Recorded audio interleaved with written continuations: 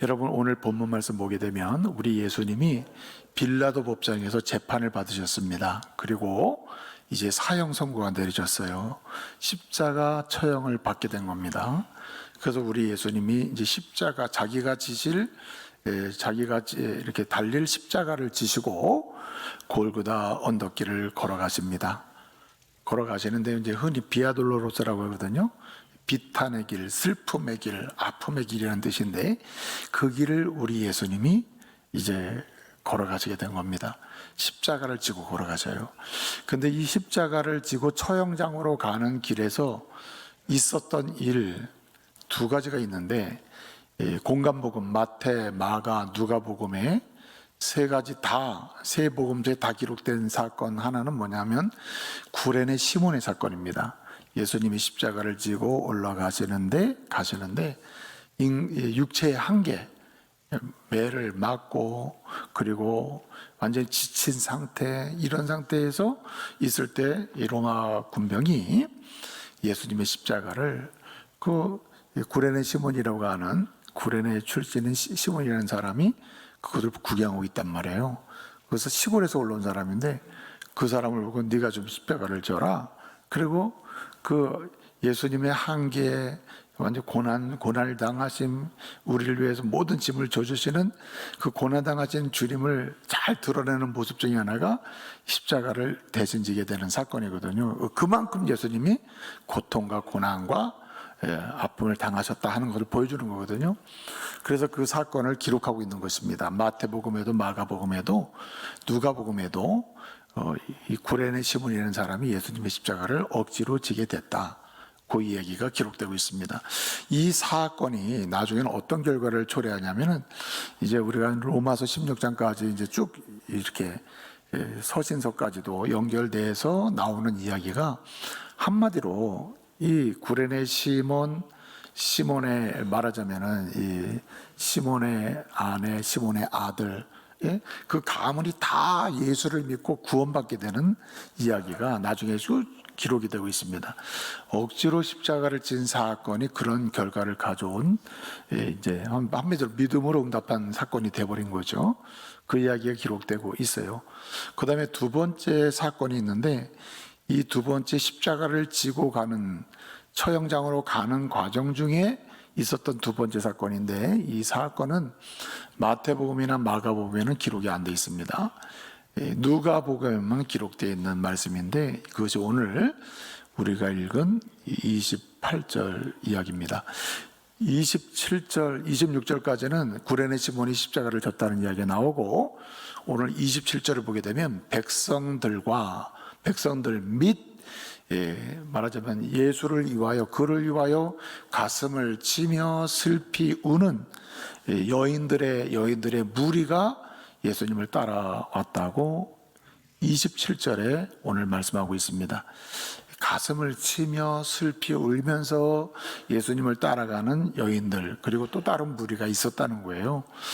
이 모습이 십자가를 지고 가는 예수님을 따라가는 사람들의 모습인데, 이때 예수님의 상황은 어떤 상황입니까? 로마 병정들이 보기에도 인간의 육신적 한계, 감당하기 어려운 한계에 처한 상황, 지친 상황, 그러니까 이 십자가를 구레네 시몬에게 지게 했다는 말이죠. 이 사건이 기록된 다음에 오늘 본문에 우리 예수님의 모습은 어떻겠어요? 지쳤죠.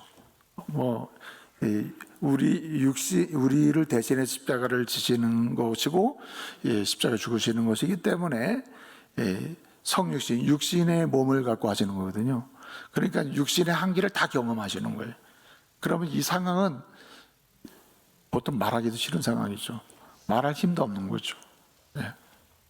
그런데 그 예수님이 자기를 가슴을 치고 예수님이 십자가에 죽는 것, 십자가 지시는 것 너무 슬퍼서, 아니 우리 예수님이 십자가에 지시다니, 가슴을 치고 막 슬퍼하면서 따라오는 그 여인들의 무리를 보시고 28절을 보게 되면 예수님이 돌이켜 그들을 보십니다. 그리고 말씀을 하시는 거예요. 뭐라고 하셨습니까? 예루살렘의 딸들아, 나를 위하여 울지 말고 누구를 위하여? 너희와 너희 자녀를 위해서 울라 하시는 말씀을 하시는 겁니다. 아니, 지금 예수님이 지치고 힘들고 심지어는 십자가를 딴 사람한테 이 로마 군병들이 예수님의 상황을 파악하고 이렇게 지게 할 정도로 예수님이 심각한 상황인 것을 증언해 주고 있는데 그 가운데서도 예수님은 자기를 바라보면서 예수님을 보며 슬퍼 막 아파하고 가슴을 치며 울고 있는 여인들의 무리를 보고 말씀을 하시는 거예요. 예루살렘의 딸들아, 나를 위해서 울지 말고 너희와 너희 자녀를 위해서 울라, 이렇게 말씀하시는 거예요. 지금 내 한 몸 지탱하기 어렵고 말하기도 싫고 기운이 다 떨어지는 이런 심각한 상황인데 돌아보면서 얘기하는 거예요. 돌아보면서 얘기하는 거예요. 나를 위해 울지 말라. 뭐라고 하십니까? 가시면서 너희와 너희 자녀를 위해서 울라고 얘기하는 거예요. 여러분, 예수님 십자가 죽으시기 전에 한 말씀이기 때문에 어쩌면 이 말씀은 유언적 명령이에요. 유언적 명령. 예수님이 십자가를 지시기 전에 이제 하신 명령 중에 유일한 명령이 하나가 있습니다. 그것이 뭐냐면 성만찬입니다. 제자들을 나누고 떡과 포도주를 떼어주면서 이것은 내 몸이니 나를 기름하고 나를 기름하여 지키라고 하고, 그 다음에 마시라 그랬고, 먹으라 그랬고, 이 잔은 내 피를 기름하는 잔이니 마시라 그랬거든요. 그러면서 이것을 기념하여 나를 기념하라, 이것을 행함으로 나를 기념하라. 앞으로 떡과 포도주를 나누면서 내 몸을 기념하는 떡, 내 피를 기념하는 잔을 나누면서 나의 죽으심과 부활, 너희를 위한 죽으심을 기념하라. 나의 눈물, 나의 진정한 눈물을 기름하는 거거든요. 예? 근데 그 주님이 명령을 그렇게 하시고 마지막에 십자가에 죽으시기 위해서 가시는 마당에 마지막 유언적 명령을 하신 거예요. 뭐하라? 울라. 쉽게 얘기하면 울어라. 우는 사람이 되라. 예? 현재적으로 누릴 것, 볼 것, 놀 것, 사용할 것, 오늘 이 시대 그거 가지고 그냥 희낙낙거리며 사는 일에 만족하지 말고 지금은 울 때라는 거예요. 울 때. 울어라, 이렇게 말씀하신 거예요. 너 자신을 위해서 울고 너의 자녀를 위해서 우는 하나님의 사람이 되라고 말씀하는 거예요. 사실은 여기 여인들이라고 그랬는데 예루살렘에 거주하는 여인들이 1차적인 맞아요. 그런데 이 여인의 모티프는 이스라엘 전체를 가리키는 의미로 쓰입니다. 그래서 구약 성경을 보게 되면 이스라엘 민족을 하나님의 신부, 하나님의 신부로 이렇게 비유로 쓰이거든요. 한마디로 여성으로 쓰인단 말이에요. 이 말은 오늘 예루살렘 딸들아 울라 하는 말은 이스라엘 백성 울어라, 이스라엘아 너희를 위해서 울고 너의 후손을 위해서 울어라, 이렇게 말하는 거예요.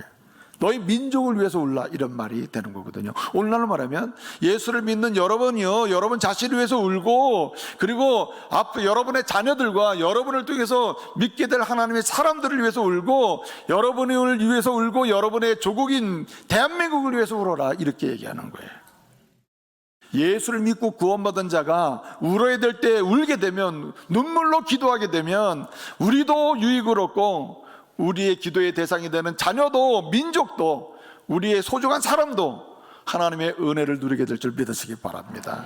지금은 은혜 받을 때인데 은혜 받을 길이 없어요. 은혜 받을 때인데 은혜 받을 길이 있는데 은혜 받을 길을 찾지 않고 가지 않아요. 그 은혜 받게 하는 길이 무엇입니까? 그리스도의 이름으로 우는 거예요. 우는 거, 눈물로 기도하는 것입니다. 소중하다면 기도해라.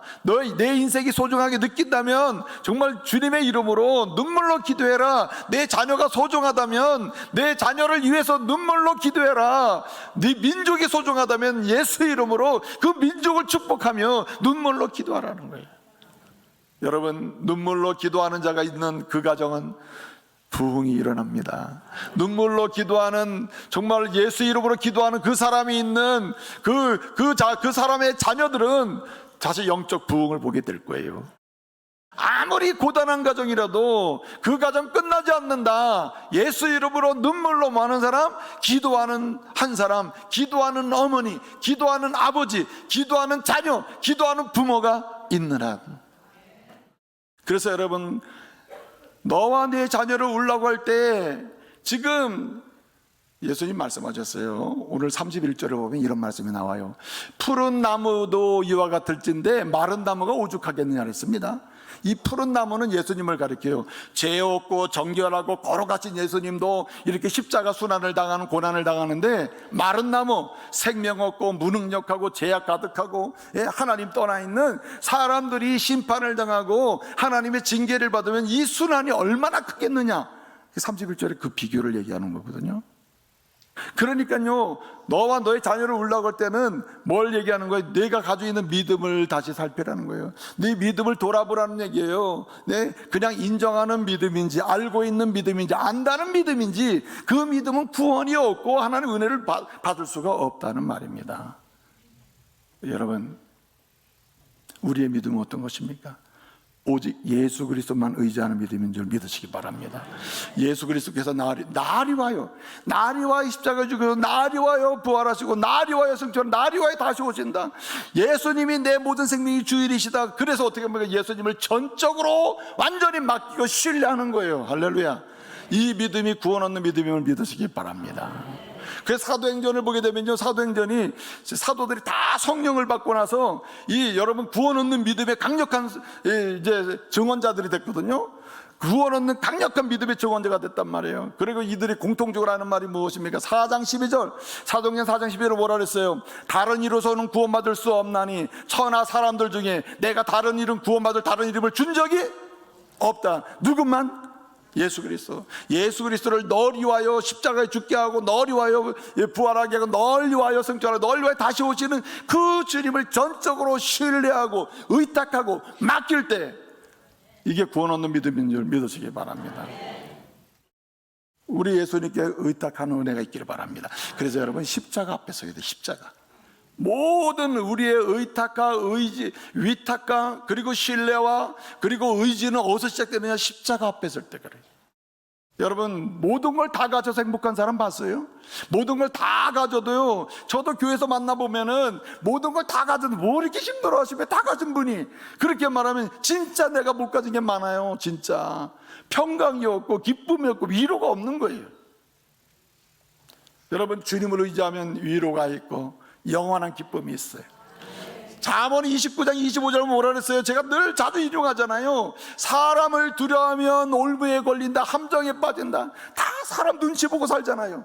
예? 좀 더 이익을 얻기 위해 사람 눈치 봐, 내가 성공하기 사람 눈치 봐. 그런데 여러분, 그렇게 눈치 보며 사는 것은 결국 지속적으로 우리를 안전하게 만들지 않는다. 어떻게 했습니까? 사람을 두려워하면 올무에 걸려서 함정에 빠져서 쓰러지고 넘어질 때만 다 실패한다. 그러나 여호와를 의지하는 자, 예수를 의지하는 자, 예수님이라고는 인생의 의지에 확실하게 앉는 자는, 따라합시다, 안전하리라. 안전합니다. 안전해요.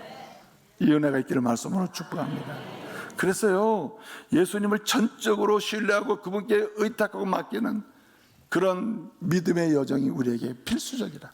때마다 시마다 울어야 될 문제가 이 문제예요. 내 믿음을 주님께 구하는 거예요. 또 한 가지가 있습니다. 여러분, 내 자녀를 위해 기도하라, 너의 자녀를 위해, 너를 위해서 기도하라 그랬죠. 울라 했습니다. 너와 너의 자녀를 위해, 너의 소중한 자를 위해, 부모를 위해 울든, 내 자신에게 소중한 내 몸을 위해 울든, 내 민족을 위해 울든, 소중하게 구해야 될 게 딱 하나가 또 있습니다. 믿음을 위해 구할 뿐만 아니라, 믿음을 위해 믿음 생활을 위해 기도할 뿐만 아니라 뭘 위해 기도해야 되느냐? 믿음 위에 세워져야 될 비전을 위해서 기도해야 되는 거예요. 소망을 위해서 기도해야 되는 거예요. 소망을 위해서. 여러분, 인생에 제일 힘든 게 자기가 하기 싫은 거예요. 자기 달란트와 무관한 거, 재능과 무관한 거 평생 하며 사는 게 얼마나 힘든지 몰라요. 그러니까 우리 자녀들이 평생 하나님 앞에서 믿음으로 당당하게 살아가도록 무슨 기도를 해야 됩니까? 그에게 주신 재능을 발견해서 하나님이 좋아하는 꿈을 꾸고 그 꿈을 성취해 가도록 우리는 눈물로 기도해야 할 줄로 믿습니다. 여러분, 홈리와 비누아스는 죽습니다. 끝나버렸어요. 근데 사무엘은 승승장구하는 거 아니에요.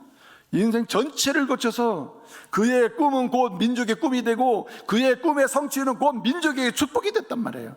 우리 자녀들의 꿈이 성취될 때마다 여러분의 가정에는 복이 되고 부모에게는 기쁨이 되고 말이에요. 네? 이 민족 가운데는 축복의 통로가 되어야 하지 않겠어요?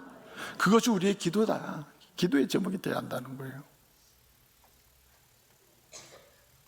그래서 여러분, 하나님께서 우리에게 주시는 비전은 부모의 기도 속에 주제가 되어야 한다.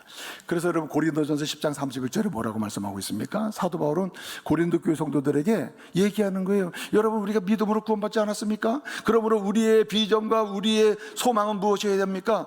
하나님을 높이는 겁니다. 먹든지 마시든 무엇하든 다 하나님의 영광을 위하는 것입니다. 하나님의 영광을 위하여 꿈을 꾸고 비전을 성취해 가도록 합시다 하는 게 그 얘기 아니에요.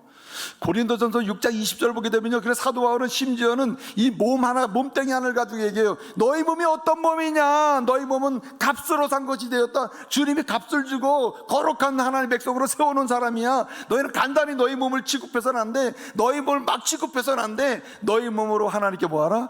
영광을 돌려라. 하나님이 좋아하는 비전을 가지고 꿈을 꾸고 성취해 가면서 너도 살고 다른 사람도 살리는 이런 사람 되도록 우리는 눈물로 기도해야 하는 거예요. 그럴 때 여러분, 이 시대의 사물이 나오는 거죠. 그래서 여기서 중요한 게 말이죠, 달란트가 중요해요. 그래서 달란트를 기도해야 돼요. 하나님, 우리 자녀에게 주신 하나님의 재능이 최대로 개발되게 해주시고, 그 재능 안에서 또다시 하나님이 좋아하는 꿈을 꾸고 세상을 축복하는 비전을 가지고 흔들림 없이 존재하게 해달라고. 여러분, 약간 실패하는 것처럼 보이고 시간이 늦어지는 것처럼 보여도 하나님이 주신 재능을 개발해서 하나님 좋아하는 비전을 품는 한 실패가 아닙니다. 늦어도 늦은 게 아니에요. 그러므로 이것이 우리의 기도 제목이 되어야 할 줄로 믿습니다. 기도해야 하는 거예요. 그래서 이제 마지막 중요한 게 뭐냐면, 그래서 하나님의 뜻대로 기도하는 게 필요해요. 자녀에게 줄 수 있는 최고의 선물 중에 하나가 뭐냐면, 하나님의 뜻대로 기도해라. 하나님의 뜻을 구해라. 하나님의 뜻대로 기도하면 너의 비전, 너의 꿈 하나님 이루어주신다. 하나님, 내가 이런 달란트가 있고 내가 이런 일 하고 싶은데 주님의 뜻대로 좀 할 수 있도록 지혜도 주십시오. 명철을 주십시오. 네? 방법도 주시고 도울 만한 사람도 만나게 주십시오. 이거 누가 기도해 줍니까? 1차적으로는 부모가 기도해야 하는 것 아닙니까? 그래서 주의 뜻대로 기도하는 이 삶을 알려주는 것처럼 중요한 게 없습니다. 주의 뜻대로 살도록 이렇게 알려주는 것만큼 중요한 게 없다. 마지막 한 가지, 공통적인 세 번째 눈물의 기도 제목이 있습니다. 그것이 뭐냐면, 현실적 문제를 반드시 기도하라는 거예요. 오늘의 문제가 있거든요. 여러분, 우리 아이들이 너무 아파요. 아프다는 사실을 기억해야 됩니다. 부모들이요, 어머니들이, 아버지들이요, 여러분 아셔야 됩니다. 자녀가 지금 뭐하다? 아픕니다. 아이, 뭐가 아파요? 맛있는 거 해주고 따뜻한 데 집이 있고 등록금 다 내주고 학교 가게 했는데 달라는 거 다 주는데 뭐가 아파요? 아니, 아프다니까. 너무 아파요. 우리 아이들이 너무 아파요. 여러분, 오늘의 시대를 가리켜서 이 세 가지의 문제가 있는 시대다. 한마디로 가정이 해체되는 시대예요. 우리가 보기에 가정이 많이 해체됐잖아요. 눈에 보이도록 가정이 이렇게 브로큰홈이 많아요. 깨진 가정도 많지만 눈에 보이진 않고 보기에는 굉장히 따뜻하고 행복하고 뭐 굉장히 살기 좋은 집안처럼 보이는데 그 집안 자체도 깨졌다. 이게 사실이에요. 오늘의 큰 문제가 가정이 해체됐다. 아주 건강한 가정처럼 보이는데 그 속에 들어가 보면 그게 깨져 있다는 거예요. 깨진 가정은 어쩔 수 없다 치더라도 건강하게 보이는데 깨져 있다. 이 속에서 지금 아파한다. 누가? 아들, 딸이 아파한다. 응? 여러분, 진짜 문제가 또 뭐냐면은, 현대 사회학자들이 얘기해요. 이 사회가 타락했다. 사회가 가는 곳마다 좋은 게 없어요. 방문을 열고 집 밖으로 나가면 바로 하나님이 좋아하지 않는 거, 타락한 거, 음란한 거, 더러운 거, 지저분한 거, 사기치는 거, 죽이는 거, 이런 것만 쫙 있는 거예요. 사회가 아주 극도로 타락했다. 그러니 이 아이들은 아픈 거야. 돌아다녀 봐야 선한 게 없어. 그러니 얼마나 아프겠어요.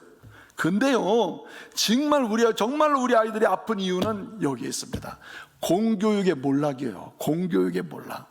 이게 현대 사학자들이 얘기하는 거예요. 공교육, 나라가 공적으로 시행하는 교육이 무너졌다는 거예요. 신뢰가 다 깨졌어요. 존경하는 선생님, 이게 존재하지 않고, 사랑하는 내 학생, 이게 존재하지 않는다. 그리고요, 당신 실력 없어, 실력 있어, 이렇게 따지는 시대가 됐단 말이에요.